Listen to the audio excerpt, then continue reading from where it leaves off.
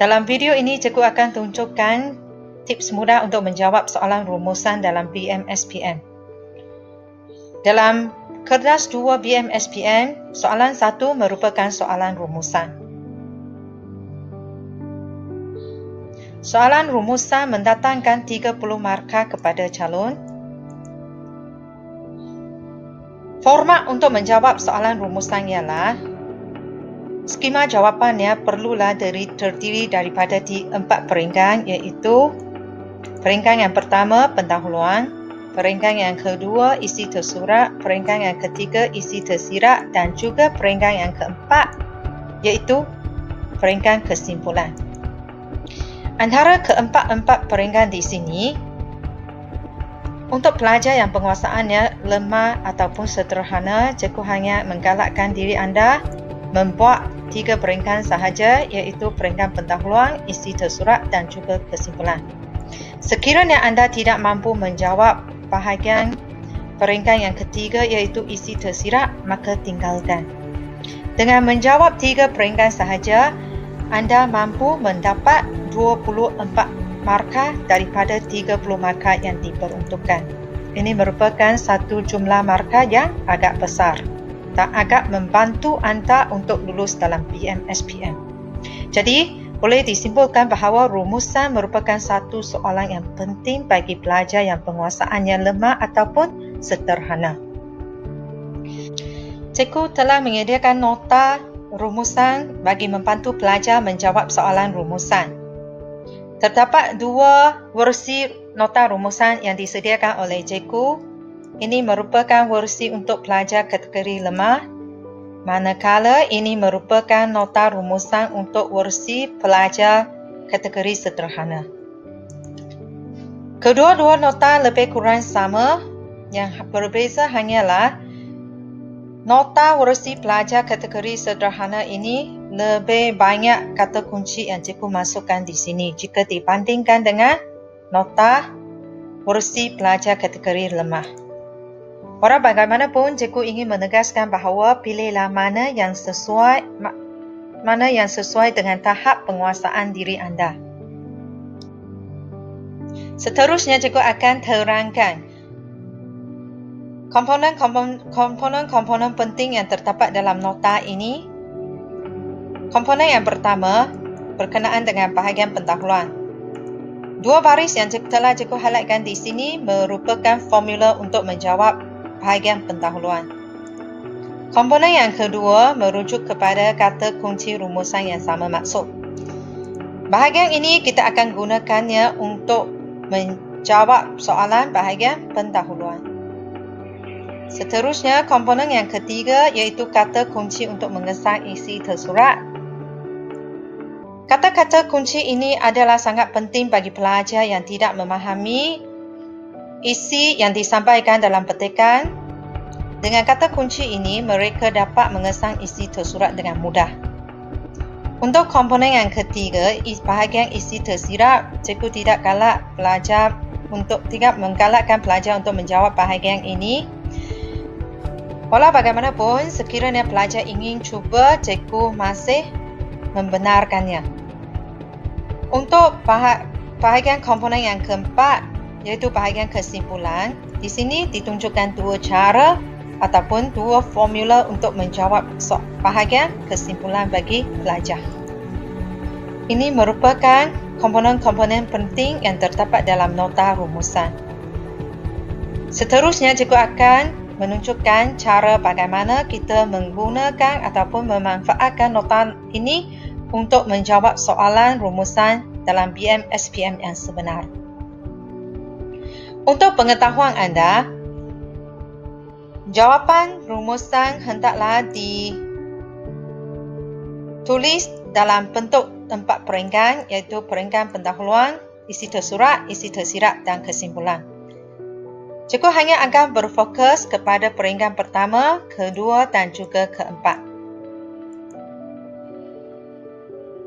Seterusnya, cikgu akan tunjukkan cara bagaimana kita memanfaatkan nota yang telah disediakan oleh cikgu untuk menjawab soalan rumusan.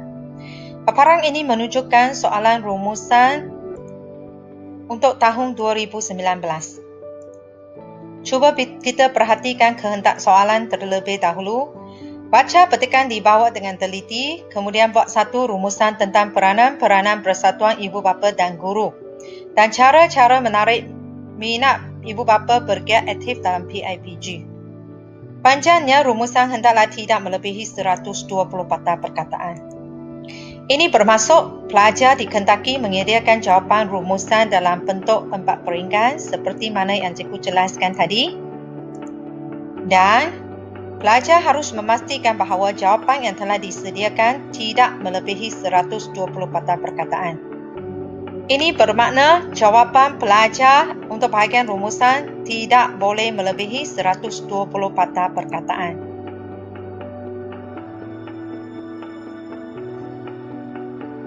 Cikgu akan tunjukkan cara penulisan untuk bahagian peringkat yang pertama, iaitu bahagian pendahuluan terlebih dahulu. Kita balik kepada nota. Dalam nota, untuk bahagian pendahuluan, cikgu telah sediakan 2 formula. Ini merupakan formula yang pertama dan ini merupakan formula yang kedua. Cikgu menggalakkan pelajar menggunakan formula yang kedua. Kita cuba salin formula ini. Pindahkan ke bahagian jawapan untuk memudahkan penerangan cikgu.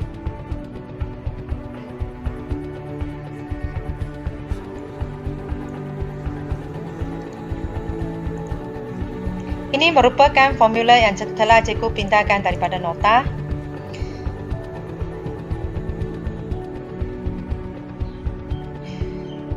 Pelajar akan mulakan bahagian pendahuluan dengan 3 istilah ini, iaitu rumusan ini membincangkan. Seterusnya, kita sambung dengan frasa yang boleh kita kesan dalam kehendak soalan. Kita ambil frasa di antara istilah tentang dengan titik, iaitu frasa yang berbunyi peranan-peranan persatuan ibu bapa dan guru dan cara-cara menarik minat ibu bapa bergiat aktif dalam PIPG. Cikgu cuba copy dan pindahkannya untuk dijadikan jawapan.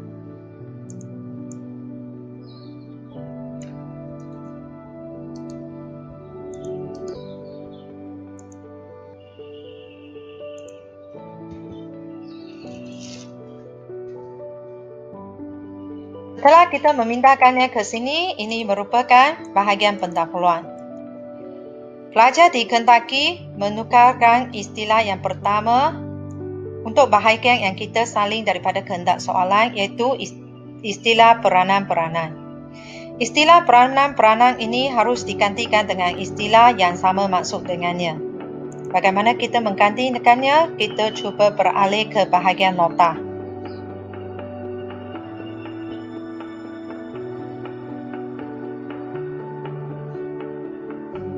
Cuba lihat di sini. Ini merupakan bahagian untuk kita mencari kata kunci yang sama maksud. Istilah peranan dalam kehendak soalan boleh kita cuba di sini. Ini bermaksud kita boleh menggantikannya dengan istilah sama ada fungsi, tugas ataupun tanggungjawab. Untuk soalan ini, cikgu pilih istilah fungsi untuk menggantikan istilah peranan.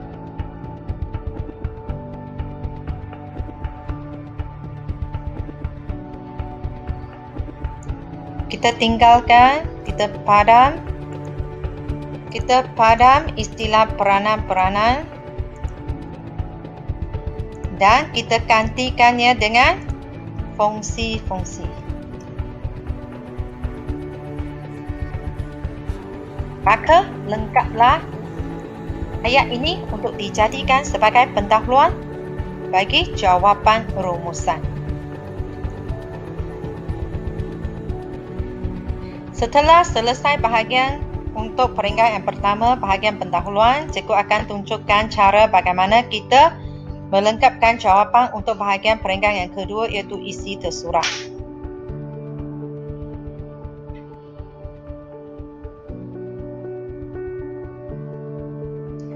Pelajar digalakkan mengesan sebanyak 6 hingga 7 isi tersurat daripada petikan rumusan yang telah diberikan.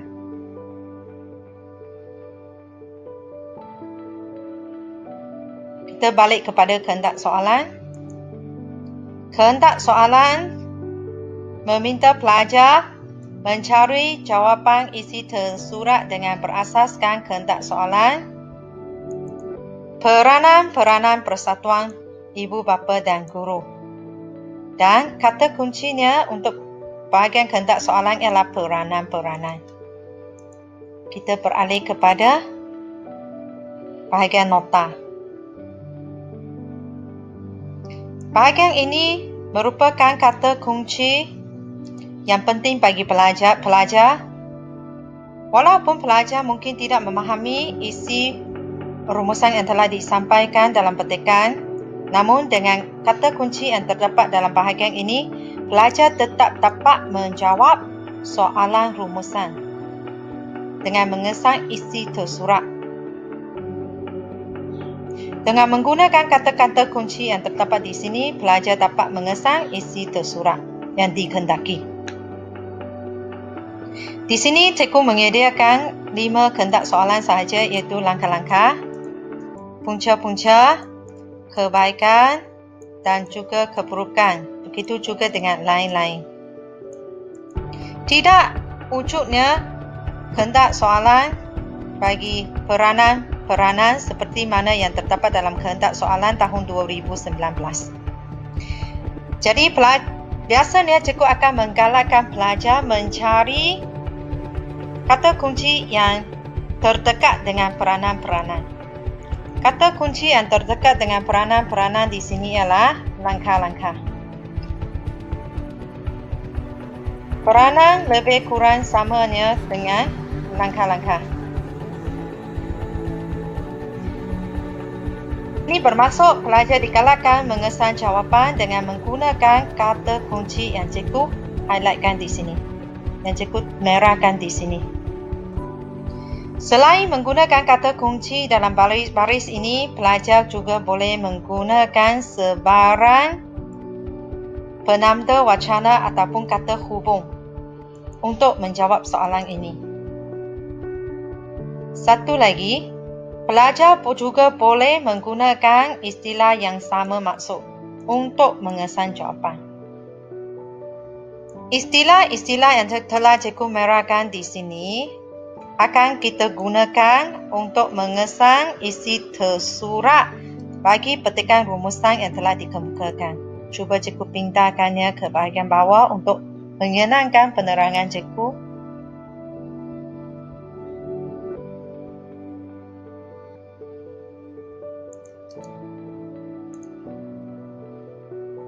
Ini merupakan kata kunci yang telah cikgu pindahkannya ke sini.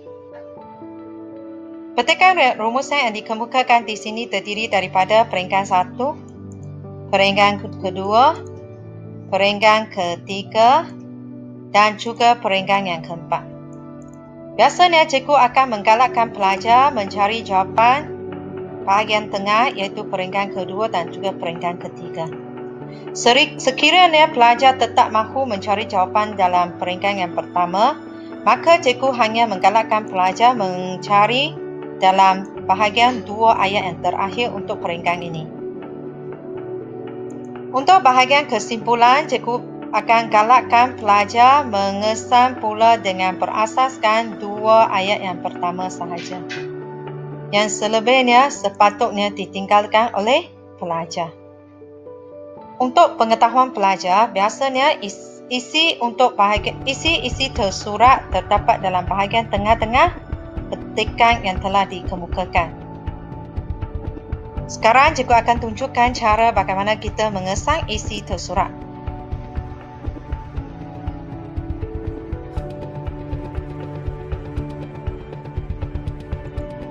Untuk pengetahuan anda, penanda wacana dan kata hubung yang cikgu senaraikan di sini masih tidak lengkap. Sebarang penanda wacana dan kata hubung lain yang terdapat dalam petikan rumusan boleh juga anda jadikannya sebagai kata kunci untuk mengesan jawapan bagi bahagian isi tersurat.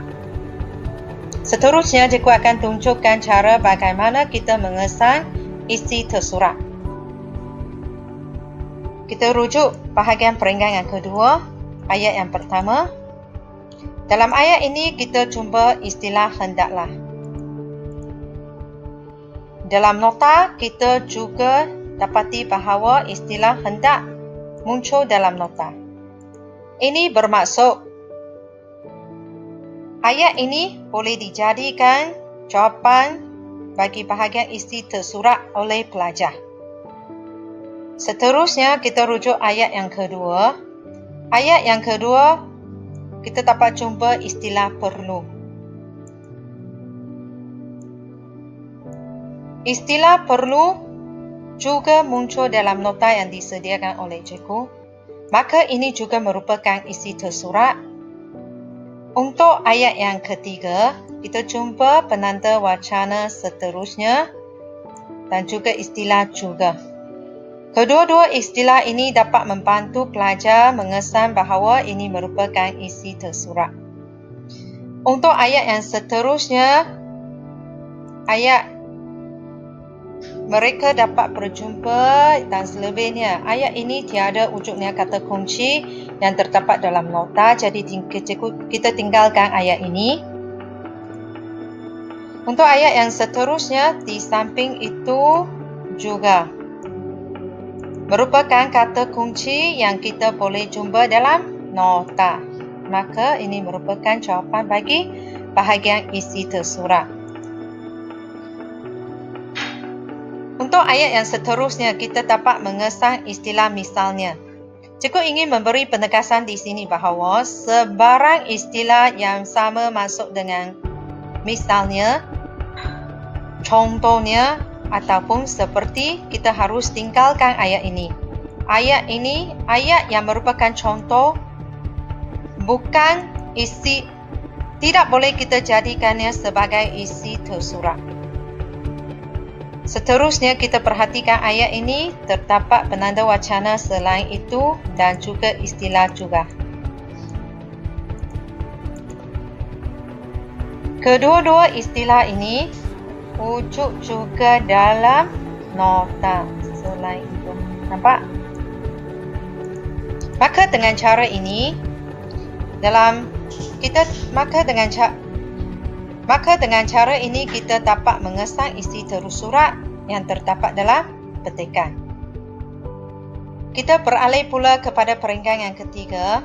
Kita gunakan cara yang sama untuk mengesan isi tersurat bagi perenggan ini juga.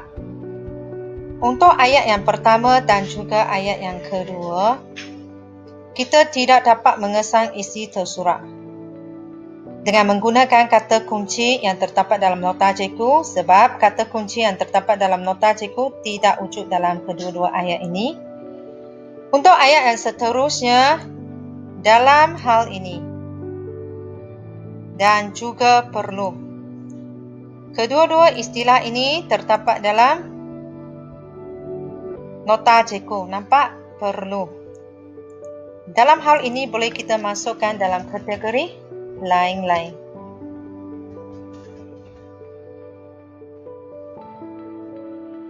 Seterusnya, ayat yang seterusnya kita jumpa istilah malah. Istilah malah juga terdapat dalam nota yang disediakan oleh cikgu. Nampak? Malah. Oleh itu, ayat ini merupakan jawapan bagi bahagian isi tersurat. Seterusnya, untuk ayat yang seterusnya, tiada kata kunci yang terdapat. Untuk ayat yang seterusnya, tiada kata kunci yang dapat kita kesan dalam ayat ini. Begitu juga dengan ayat yang seterusnya. Okay. Kita balik kepada bahagian perenggan yang kedua dan cuba kita bilang berapa isi tersurat yang telah kita jumpa di sini. Isi tersurat yang pertama, isi tersurat yang kedua, isi tersurat yang ketiga, isi tersurat yang keempat, isi tersurat yang kelima, isi tersurat yang ke-6, isi tersurat yang ketujuh. Maka cukuplah isi yang kita kesan dengan kata kunci yang terdapat dalam nota untuk dijadikannya sebagai jawapan dalam petikan rumusan. Cikgu ingin mengingatkan bahawa terdapat ayat-ayat yang panjang dalam jawapan yang telah kita kesan. Oleh itu, kita kena potong mana-mana bahagian yang kita rasakan tidak perlu untuk dijadikan jawapan. Terutamanya bahagian penerangan. Cuba anda perhatikan ayat ini. Bahagian penerangannya mula dari sini. Kita boleh mengesan bahagian penerangan dengan memperbantu kepada kata hubung yang. Nampak? Biasanya cikgu akan menggalakkan pelajar untuk mula memotong berasaskan kata hubung yang kedua sekiranya wujud dua kata hubung dalam ayat yang berkenaan. Maka kita dapat pendekkan ayat ini. Dengan menggunakan cara ini, jawapan kita tidak melebihi 120 patah perkataan.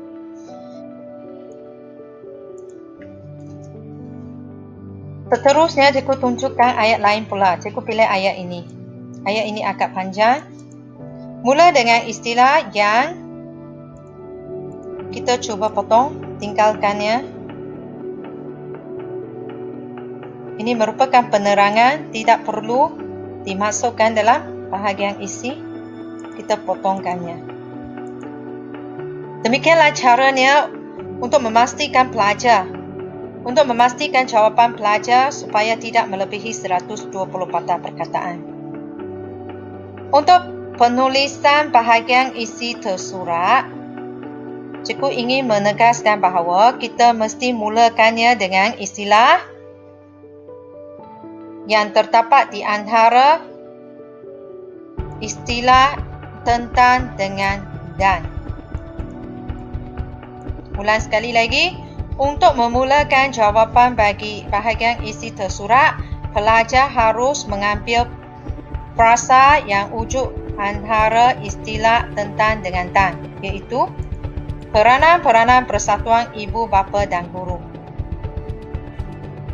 Kita cuba salin dan masukkannya di sini untuk dijadikan jawapan. Nampak? Peranan-peranan ibu bapa dan guru.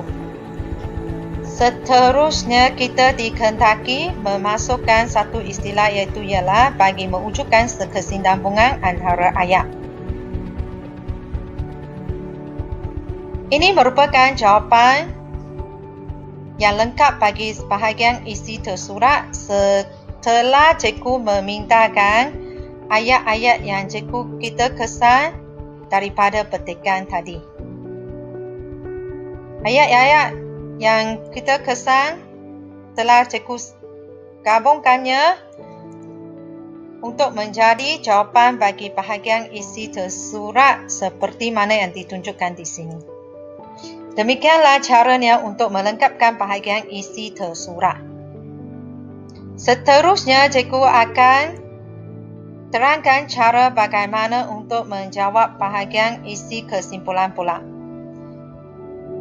Cara untuk menjawab bahagian kesimpulan sama seperti cara kita menjawab bahagian pendahuluan.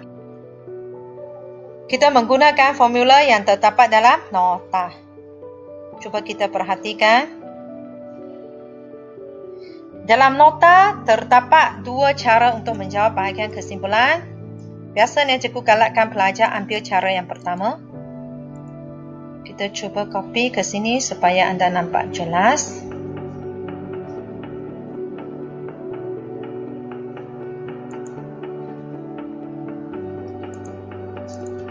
Inilah dia formulanya.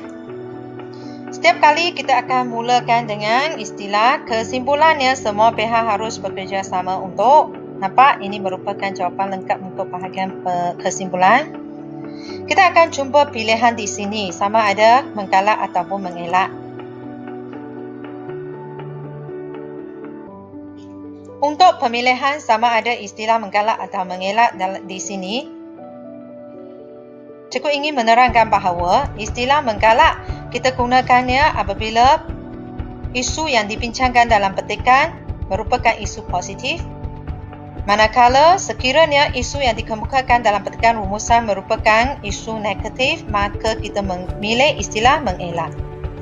Untuk isu ini, peranan PIBG merupakan isu positif, maka kita memilih istilah mengalak. Biasanya pelajar akan menghadapi satu masalah, iaitu mereka tidak dapat membezakan sama ada petikan yang diberikan berunsur positif ataupun negatif. Cikgu cuba kongsikan satu petua untuk membezakannya di sini. Sekiranya petikan rumusan yang disediakan dengan kehendak soalan, langkah-langkah dan juga kebaikan, kita memilih istilah menggalak. Manakala sekiranya kehendak soalan bagi petikan rumusan merujuk kepada keburukan ataupun punca-punca, maka kita memilih istilah mengelak. Cara ini lebih mudah dan cikgu yakin dapat membantu pelajar. Selepas itu, kita perlu merujuk balik kepada kehendak soalan. Kita perlu saling frasa yang terdapat di antara istilah tentang dengan dan. Nampak? Tentang dengan dan. Frasa yang terdapat di antara istilah tentang dengan dan ialah peranan persatuan ibu bapa dan guru. Kita masukkannya ke sini. Nampak? Peranan persatuan ibu bapa dan guru. Jangan lupa